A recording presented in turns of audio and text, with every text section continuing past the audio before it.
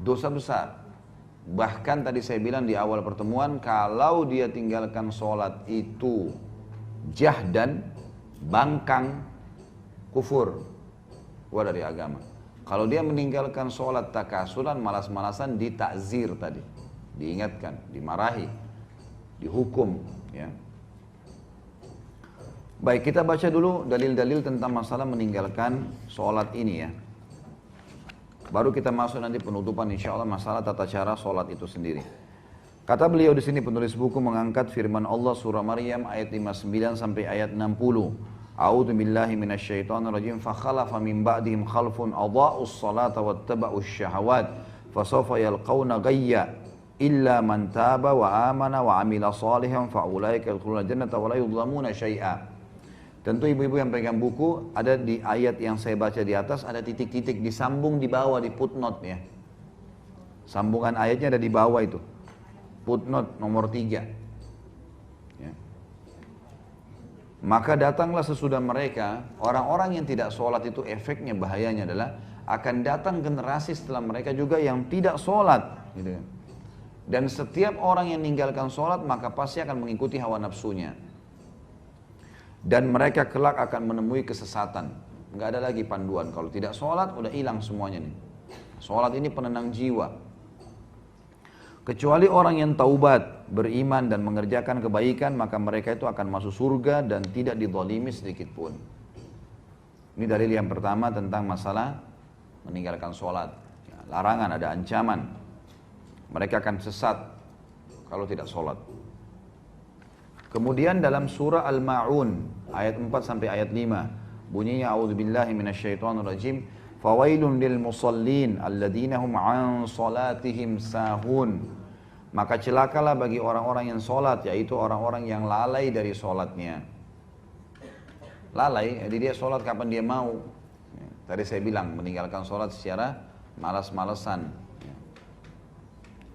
Kemudian ada satu tempat di neraka namanya Sakar. Sakar ini tempat untuk menyiksa orang yang tidak sholat. Allah sebutkan dalam surah Al-Muddathir ayat 42 sampai 43. Al-Muddathir ayat 42 sampai 43. Tentu yang pegang buku bisa lihat di situ. Kalau yang belum punya bukunya bisa lihat ya. Buka Quran di HP-nya. A'udzu billahi minasyaitonir rajim. Ma salakakum fi saqar? Qalu lam naku minal musallin. Apa para malaikat nanti akan tanya mereka, orang-orang yang masuk neraka sakar tuh, apa yang membuat kalian masuk ke dalam neraka sakar? Mereka menjawab, kami dahulu tidak termasuk orang-orang yang mengerjakan sholat. Jadi jelas ancamannya akan masuk ke dalam neraka. Nabi SAW bersabda, al-ahdu alladhi bainana wa bainahum tarkus salat, al-ahdu alladhi bainana wa bainahumus salat, faman tarakah faqad kafar. Hadis ini sahih riwayat Tirmidzi dalam Kitabul Iman. Dan Ibnu Majah juga dalam kitab Iqamah was Salah was Sunnah fiha. Hakim juga menyebutkan dalam Mustadrak. Ya, dan ini beliau juga mensahihkannya dan Imam Az-Zahabi juga penulis buku kita ini juga mensahihkannya. Yang berbunyi perjanjian yang ada antara kita dengan mereka adalah solat. Maksudnya perbedaan dasar antara kita dengan orang-orang kafir adalah solat. Maka barang siapa yang meninggalkannya maka dia telah kafir. Dianggap kafir kalau dia meninggalkan solat secara jahdan tadi, paksa. Enggak, saya enggak mau solat. Kemudian juga dalam hadis Nabi SAW yang berbunyi, man fatathu salatul asri habita amalu. Barang siapa yang luput melaksanakan sholat asar sebagai bentuk pengingkaran ya, maka amal ibadahnya telah gugur. Dihapus amal ibadahnya semua. Ini ruginya gitu kan. Jadi di antara 5 waktu sholat ini, sholat yang paling afdal adalah asar. Datang setelahnya subuh dan isya. Datang setelahnya duhur dan maghrib. Baik, bukan berarti duhur sama maghrib tuh tidak ada fadilah, ada. Ini 5 waktu sholat, tapi kalau kita susun sesuai dengan urutannya maka asar yang paling tinggi. Kemudian baru masuk subuh sama isya. Gitu ya. Kemudian hadis Nabi SAW yang lain, ya ini semua ada disebutkan di footnote-nya. Hadis riwayat Imam Muslim dalam Kitabul Iman. Dan juga Abu Daud dalam Kitabus Sunnah, Tirmidzi dalam Kitabul Iman. Kata Nabi SAW, bainal abdi wa bainal syirki tarkus salat. Antara seorang hamba dengan kemusyrikan adalah meninggalkan sholat. Hadis yang lain riwayat Imam Ahmad, juga Al-Mundhiri menyebutkan dalam Targhibut Tarhib dan Beliau mengatakan atau berkata diriwayatkan oleh Ahmad dan Baihaqi dan para perawi-perawi Imam Ahmad semuanya thiqah, dapat terpercaya. Ya. Kata Nabi SAW, "Man taraka salat muta'ammidan faqad bari'at minhu dhimmatullah." Barang siapa yang meninggalkan salat secara sengaja, maka sungguh jaminan Allah telah lepas darinya. Maksudnya jaminan makanan, jaminan minuman. Kita semua ini, ibu-ibu sekalian, kalau jaga 5 waktu sholat, maka dipastikan semua yang kita butuh hari itu dipenuhi sama Allah. Udaranya, cahayanya, makanannya, minumannya, Allah kasih semua. Asal jaga 5 waktu sholat, karena Dia menciptakan langit dan bumi. Dia menciptakan semuanya. Umar bin Khattab berkata, "Ama innahu la hadza fil islami li ahadin adha'a as-salah." Ketahuilah tidak boleh diberikan kedudukan sedikit pun dalam Islam bagi seseorang yang menyia-nyiakan atau meninggalkan sholat. Gak boleh ada jabatan, gak boleh dihormatin, gak sholat gak bisa. Sampai para ulama mengeluarkan sebuah hukum fikih bahwasanya seorang wanita termasuk udzur syar'i cerai sama suaminya kalau suaminya gak sholat 5 waktu. Masuk dalam udzur syar'i, dia nggak dilaknat. Kan perempuan kalau minta cerai tanpa udzur syar'i kan dilaknat sama Allah, gitu kan? Jadi masuk dalam udzur syar'inya adalah kalau tidak sholat. Harus diingatin, nggak boleh, ini nggak boleh main-main masalah sholat. Makanya ibu-ibu itu ajarin anaknya sholat, ini sholat jangan main-main. Kata Nabi SAW, suruh mereka sholat di umur 7 tahun dan pukul di umur 10 tahun. Nggak bisa main-main, harus. Sholat nomor 1 bagi mereka. Dikatakan dalam riwayat yang lain, Kana ashabun Nabi sallallahu alaihi wasallam, kana ashabu Muhammadin sallallahu alaihi wasallam la yarawna syai'an min al-a'mali tarkuhu kufrun ghairus shalah atau ghairus shalah.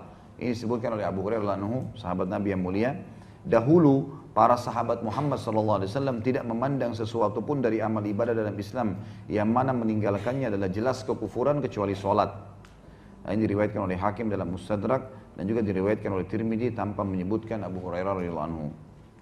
Ibnu Hazm berkata, Ibnu Hazm ini seorang ulama dari Spanyol ya, zaman dulu ini, ulama muslim.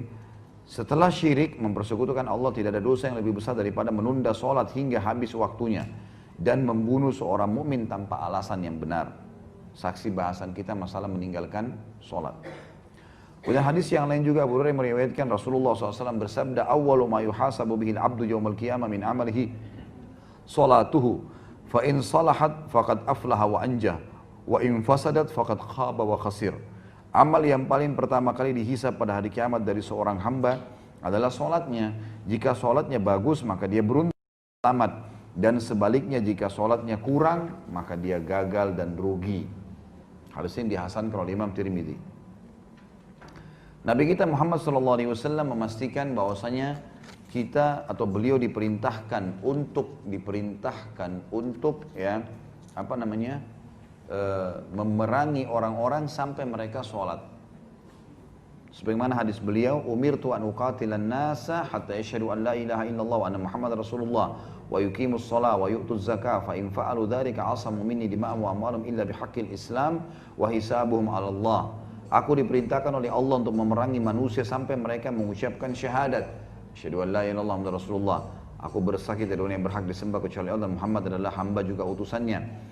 Lalu mereka mendirikan sholat, mereka membayar zakat. Apabila mereka telah melaksanakannya, maka mereka telah melindungi darah dan harta mereka dari bahayaku, kecuali disebabkan hak Islam dan perhitungan mereka kembali kepada Allah.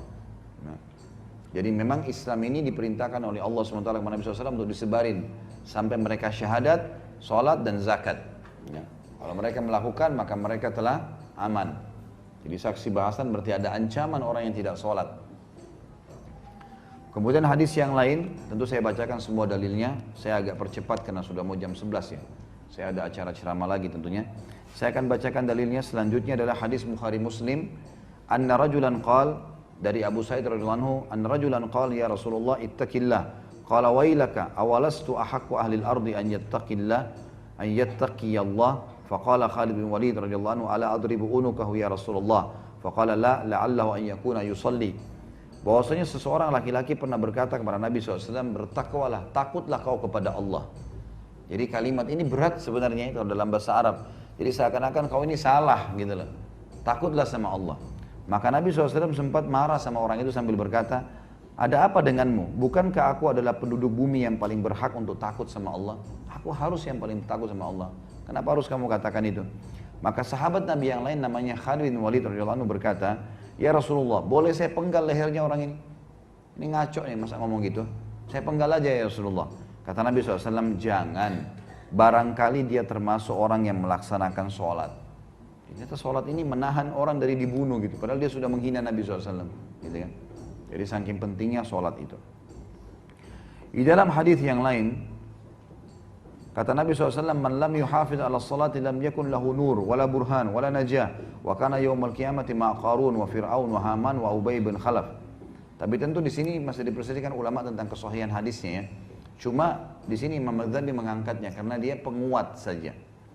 Barang siapa yang tidak menjaga sholat maka dia tidak dapat cahaya, bukti yang nyata, maksudnya pertolongan, dan tidak pula keselamatan. Dan pada hari kiamat dia bersama Qarun, Fir'aun, Haman, dan Ubay bin Khalaf. Terakhir ibu-ibu sekalian adalah dalil Nabi SAW yang beliau berkata kepada Mu'adz bin Jabal, ma min abdin yashhadu an la ilaha illallah anna Muhammadan abduhu wa rasuluhu illa harramallahu 'alan nar. Tidak ada seorang hamba yang bersaksi tidak Tuhan yang berhak disembah kecuali Allah. Kemudian dia juga mengatakan Muhammad adalah utusan Allah, melainkan Allah akan mengharamkan baginya untuk masuk neraka. Maksudnya adalah di sini kata ulama hadis, syahadat ini akan mendorong orang untuk melengkapkan rukun Islamnya. Maka setelah itu dia akan kerjakan sholat, dia akan kerjakan zakat, dia akan puasa, dia akan haji. Dan kalau dia kerjakan itu dia akan dapat jaminan surga. Kata penutup Imam Ghazali, maka orang yang menunda sholat hingga habis waktunya adalah orang yang menanggung dosa besar. Kalau ada orang sengaja undur duhur misalnya, sampai azan asar, oh saya belum sholat nih, baru sholat, itu dosa besar. Tetap dia sholat, tapi tunda-tunda, sampai keluar dari waktunya, ini sudah dosa besar. Dan orang yang meninggalkan sholat secara total, yakni satu sholat saja, sengaja nggak mau sholat subuh, nggak mau, maka dia adalah seseorang, ya, dia seperti orang yang berzina dan mencuri, karena meninggalkan setiap sholat atau menundanya hingga tidak sempat mengerjakannya adalah satu dosa besar. Jika seorang melakukan itu berulang kali, maka dirinya adalah termasuk orang-orang yang gemar melakukan dosa-dosa besar, kecuali apabila dia bertaubat. Dan jika terus-menerus meninggalkan sholat, maka dia termasuk di antara orang-orang yang merugi dan celaka serta durjana. Dalam arti kata bisa masuk pada tingkat kekufuran kalau orang-orang itu terus memungkiri masalah sholat.